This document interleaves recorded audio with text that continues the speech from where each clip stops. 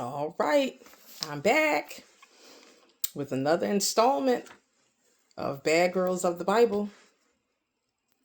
Hopefully, you've tuned in and watched the other videos of the other bad girls I've discussed. Today's installment, we're going to talk about Delilah. Delilah is the girl we're going to look at today. See if she is a bad girl or not. All right. And we can't talk about Delilah without talking about the man associated with her.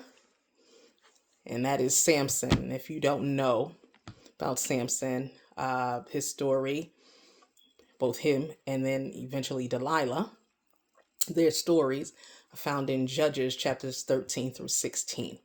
All right. So hopefully you've been following along. Hopefully you watched the other videos. If not, you can go over to my YouTube channel. I got a channel on YouTube. Yes, I do, girl. I got a channel. Yes, I do, sir. I got a channel on YouTube. You can go ahead on over to my channel, my YouTube channel, and watch the other videos. I do still have to find a way to upload video Bathsheba about David and Bathsheba, but because I think it was just a little too long for YouTube. But nonetheless, I'll try again to upload that one. But please, this installment, we're talking about Delilah. We're going to look at Delilah and see if she's a bad girl of the Bible or not. But again, as I mentioned, we can't talk about Delilah without talking about the man who's associated with her. Again, their story is found in Judges, the book of Judges in the Holy Bible, chapters 13 through 16. All right, so I'm going to give a brief synopsis first about Samson, and then we'll toggle over to chapter 16, Judges chapter 16, where we see the story of Samson and the intersection of Samson and Delilah. All right, so let's get right into it. So if you have your Bibles, I'm just going to really, again, as I said, give a synopsis about Samson, beginning in chapter 13 and toggle over all the way into chapter 16, where I'll read more. We'll open up the story more about Samson and Delilah there. All right, so for the synopsis. So chapter 13, Samson's parents, his father's name is Manoah, and the mother, they don't name his mother, but they are of the tribe of Dan. His father, Manoah, is of the tribe of Dan, which is, Dan was one of the 12 sons of Israel, or Jacob, right? So this is a Hebrew. They are Hebrews. And Manoah's wife is infertile, or they're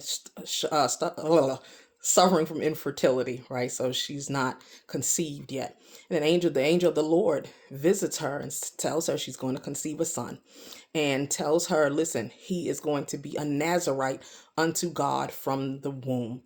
So he is going to be a Nazarite, meaning he's going to live under, he's going to be consecrated to the Nazarite vow. And you can find out about the Nazarite vow in Numbers chapter 6, right?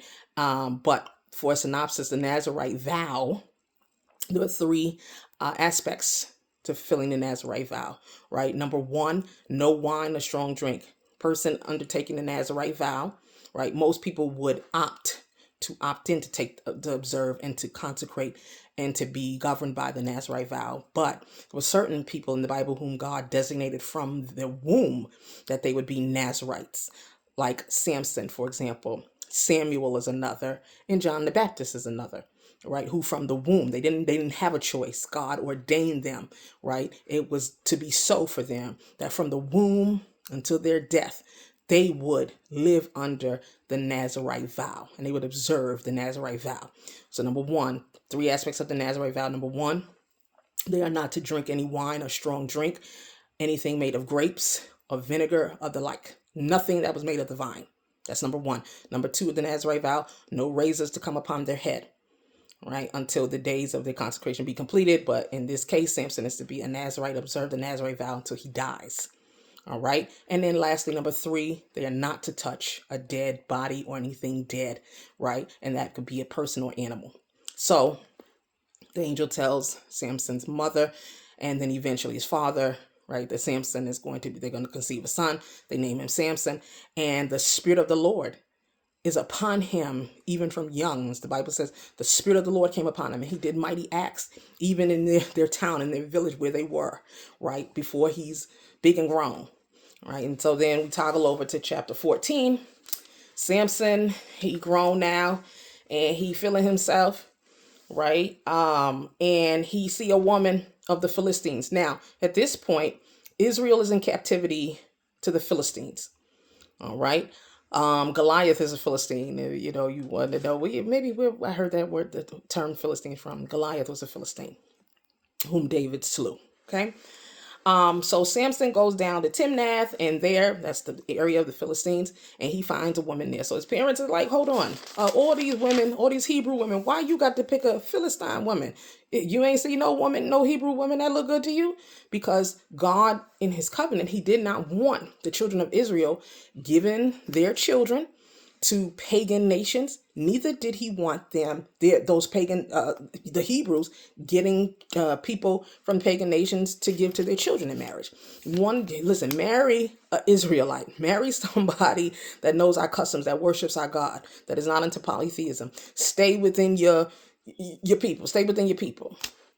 In other words, but Samson, he's got a hankering for some foreign women, for some strange women. So he sees a woman of Timnath that he likes. She's a Philistine.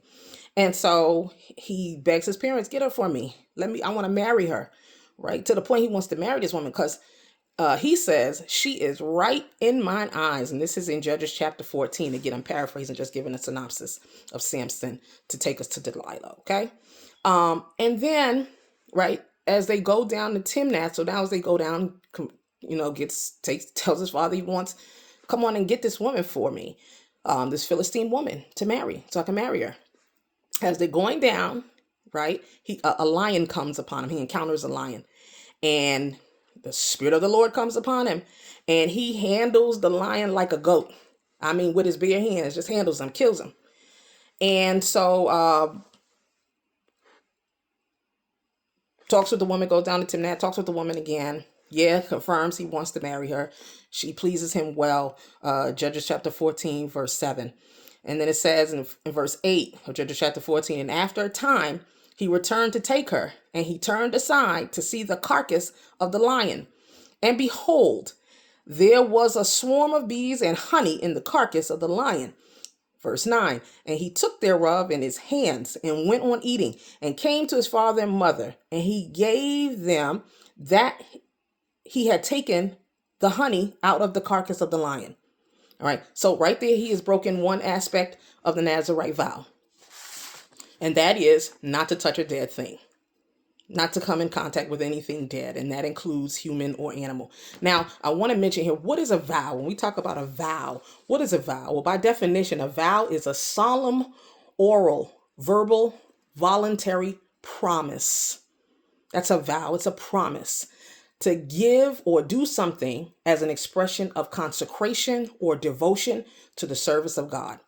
All right. When you get married, you recite what? Wedding vows. And your vows are promises. What you're going to do. Right. We even sing the song, I made a vow to the Lord, and I won't take it back. Right. A vow is a promise. It's a solemn promise. Right. So, covenant is based basically on vows, right? Right. People are reciting vows. They're getting married. Men and women, husbands and wives are getting married. They're reciting these promises, right? For better or for worse, in sickness and health, right? I'll keep myself to you until death do us part, right? Those are vows that help form the covenant, right? When God forms a covenant with Abraham, he's like, listen, I'll bless those that bless you and I'll curse those that curse you. These are the promises that God is saying to Abraham. If you walk with me, these are the things I'm promising to do for you, that I will do to you, and not just you, your people, right? To your descendants, because God is also a God of posterity. God is a God of covenant. God is a God of posterity, right? When we hear he's a God of Abraham, Isaac, and Jacob, right? That's posterity. That's legacy. That's lineage. And I highlight that because I want to talk about that a little bit more as we go further into the study here when we talk about Samson and then Delilah, okay? All right, so I wanted to highlight vow, what it means, right? It's no thing to take lightly. Let me just put it that way. By virtue of the word solemn and the word promises, those are things that generally are immutable, right? They ought not to change. They ought not be, broken, Okay. All right. So, moving on, going forward. So Samson, he marries this woman. His father goes talk to the woman, peoples, marry her. He marry her. He has a feast, and he, is he gives the men of the town a riddle, young men in town a riddle, and he says, "Listen, if you can answer this riddle, I'll give you what did he say? 30 shirts and 30 changes of garment." He'd give them if they can answer the riddle within 7 days. So day 3, they can't figure out the riddle that Samson puts to them. They come to Samson's wife, like, "Listen, tell us what the world, entice your husband, get him to tell you what the riddle means, and then you come tell us. If you don't, we're gonna go ahead and burn your father's house and you. We're gonna burn y'all up." So his wife goes to him crying, why you do this? Why you doing this to my people? You don't love me. Why you ain't tell me?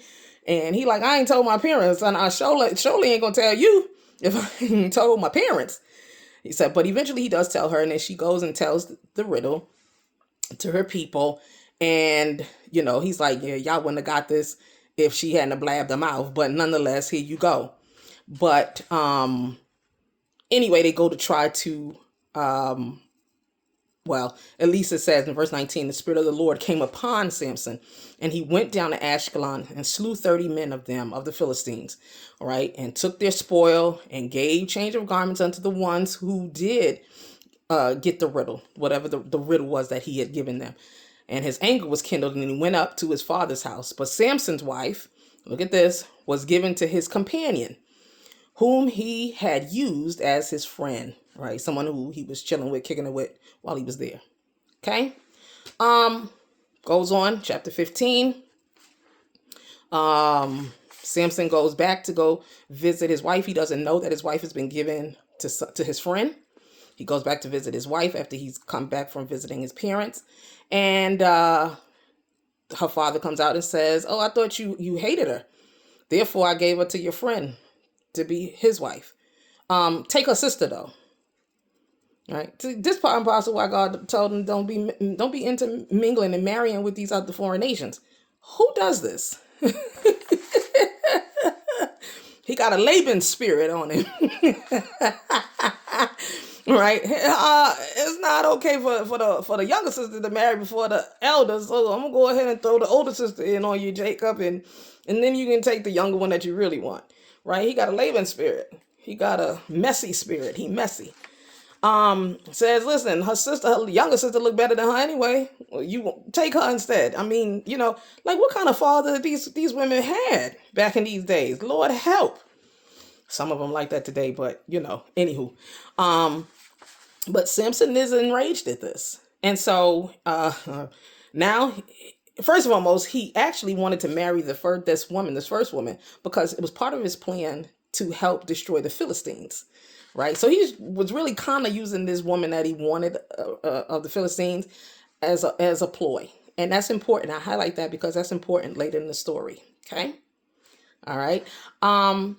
So Samson is now upset, and he gets 300 foxes. He went out and caught 300 foxes. This is chapter 15, verse 4, and took firebrands or torches and turned the foxes tail to tail, and put a firebrand or torch in between the two tails, and he set the brands on fire, and he let them go, the foxes with their tails on fire, into the standing corn of the Philistines, and burnt up their stocks, also their vineyards and their olives. So he's so upset, he messing with their economy, because the Philistines are people of the sea. So they trading and things of that nature. Dagon is their god. It's a fish god. Right? They are people of the sea. They live near water, the Philistines. And so he is, he basically messes up their commerce, destroys their economy. So now they want to kill him. So some of the Philistines went to Judah, right? One of another fellow kinsman to Dan, right? They're brothers. Judah and Dan were brothers.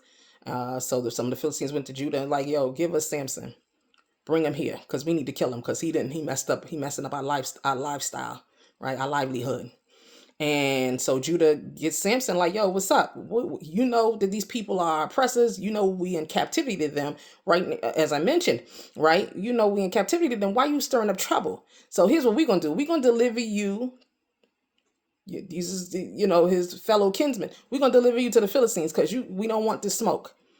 And he says, well, all right, I'll go with you. He lets his kinsmen take him down. He's like, as long as y'all don't kill me, all right, take him down. He know he ain't gonna let these people kill him, but he doing it like, all right, sure, come on, let's go. And as soon as Judah delivers him to the Philistines, says he breaks out of the bands that they had tied him up with and slew and kills 1,000 Philistines. One man, right? Samson is powerful. Why? Because it says, and the Spirit of the Lord came mightily upon him, right? It says that several times when he does these things of great power, and the Spirit of the Lord came upon him. Because remember, he is a Nazarite, and to observe the Nazarite vow, even though he's broken one aspect of it so far, but nonetheless, right? The Spirit of the Lord, because God keeps his word. Right, he is faithful to his word. Even when we're not faithful, God is still faithful to his. And right, Samson is to be a deliverer, to help deliver the Israelites from the Philistines. Right, Samson is also the judge. He's one of the last judges of Israel. He has judged Israel for 20 years. He's a judge in Israel for 20 years. Right, so he's a powerful man physically, but he's also a judge. Right, keep that in mind. Okay, and so now, he slews them with the jawbone of an ass. 1,000 Philistines. One man. Right? All right. So clearly for the jawbone to be there, the thing had to be dead. So here he is again. Right? Here he is again. Breaking aspect of the Nazarite vow. All right. And so moving on to chapter, he finally gets, before we go there, he's so full of, he's thirsty. He like, God, I done killed 1,000 men. You gonna let me die of thirst out here? So God causes a hollow place to come and to develop, to be hollowed out, and then water comes out, and he's revived. All right. So now let's get to chapter 16, where I want to go. All right. Samson goes to Gaza or Gaza, and this is chapter 16, verse 1. And saw there an harlot. All right. And went in unto her. So he's upset. His wife been given to somebody else. And actually his wife and father-in-law got set on fire by the Philistines. They ended up getting killed by the Philistines anyway, because of what Samson did, killing, messing up their commerce. But anywho, chapter 16, right? And verse 2. Now it's told the Gazites, listen, Samson is here. They waiting to kill this man. They waiting to kill Samson because he is a whole problem. All right. And so Samson does another great feat. He lays there the harlot, right? He's sleeping with a harlot like you a judge in Israel. Leave these foreign women alone. Now you with a hoe. God have mercy. And he takes, right? So he's got unbridled passions. The man of God with great physical strength, right, can handle a whole bunch of men on his own. But yet he cannot master his own flesh. This is hallmark, because I'm going to talk about this a little bit more when we talk about Delilah. Yet he cannot master his own flesh. A lot of times our biggest enemy is not anybody else. It is ourselves. Because we do not operate in this case, in our day, in the fruit of the Spirit, right? With the last aspect mentioned of the fruit of the Spirit being self-control. Okay. He's a man of great power. God has used him mightily, right? And the Spirit of the Lord came upon him, but he is yet to master his flesh. Okay, he's taken with these foreign women, the women who are the people that are oppressing Israel. What you want with them, right? So the people of Gaza, they like, look, Samson here, he in the house with this harlot, with this hooker, and we can get him. Samson wakes up about midnight, and it says in verse 3, and took the doors of the gate of the city and the 2 posts and went away with them, bar and all. Right? He took the bar of the posts of the city and all, and put them on his shoulders and carried them up to the top of a hill that is before Hebron. Okay. Now we get to the juice of this here installment. Samson and Delilah is the caption, beginning at verse 4. Judges chapter 16, verse 4. And here it is. So now, verse 4, and it came to pass afterward that he loved a woman in the valley of Sorek, whose name was Delilah. And the lords of the Philistines came up, verse 5, unto her and said unto her, entice him, and see wherein his great strength lieth, and by what means we may prevail against him, that we may bind him to afflict him or humble him. And we will give thee every one of us 1,100 pieces of silver. So this wanted poster, this wanted sign is now going again for Samson. They want him. They want him dead. So here it is. He done slew over a thousand of the Philistines, right? One man. Bang, bang, bang, bang, bang. He getting them with it. He right? He got hands. But, right, he's such a threat. This one man show is such a threat. They like, listen, us men can't whoop him. What's the next oldest trick in the book? Get a woman, right? And so here it is, because he has not mastered his own flesh. He has not gotten control over his own flesh. Here it is. So they are so desperate, they willing to give Delilah 1,100 pieces of silver each. Delilah is getting his bag. She about to be in his bag and get this money, right? Now, right? So she says to him, it's about 3 times she asks him, right? 3 different times. I'm not going to go into each one because I want to get to what happens to him because of her.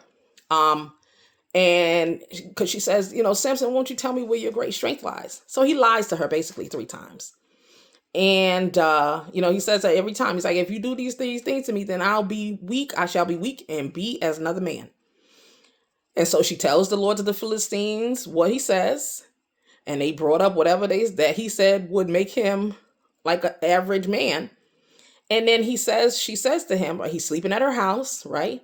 And each of these 3 times, like, she binds him with whatever he said would make him, would cause him to lose his strength and make him average. And each of these 3 times, she says to him, Samson, the Philistines be upon you. And he breaks out of everything he done lied to her this far and tells her. And so finally, after the 3rd time, she puts the tears on him. Samson, you don't love me because all this time you done lied to me. Like, how you gonna say you love me and you don't tell me where your strength lies? Like, I don't really know you like that. You know what I'm saying? Like you as your representative. Like, who really are you? Like, I thought we was on it like that. I thought we was together. Like, how could you do this to me? So the whole waterworks, whole tears, right? And finally, it said that she vexed him with her words. Verse 16. And it came to pass when she pressed him daily with her words, not that she slept with him, but how she spoke to him, right? She pressed him with her words. Ladies, watch your words. That's a whole word that'll preach, right?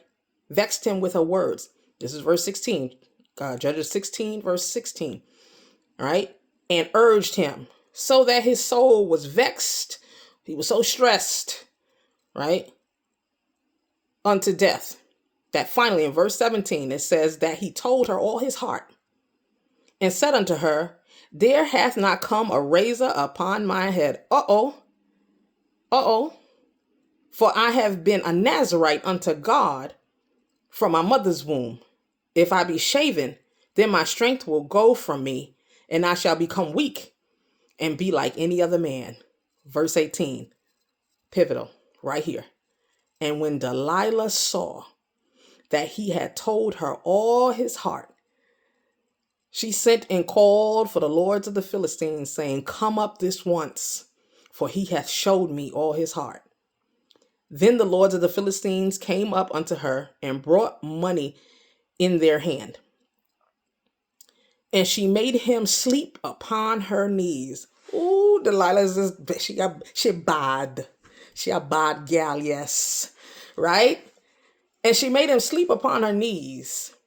And she called for a man. And she caused him to shave off the 7 locks of his head. And she began to afflict him. And his strength went from him. Verse 20. And she said, the Philistines be upon thee, Samson. And he awoke out of his sleep, right? Just like the other times. You know you got to be some kind of fool. Every time this woman said this to you, you keep going laying back this woman, and every time the Philistines be upon you, every time you at her house, you some kind of fool. Anywho, right? Verse 20. And he awoke out of his sleep and said, I will go out as the other times before and shake myself. And he wist not that the Lord was departed from him. Okay, I'm going to pause here and come back and do video 2 and finish up this story, right? Stay with me because it gets even gooder. All right, I'll be back.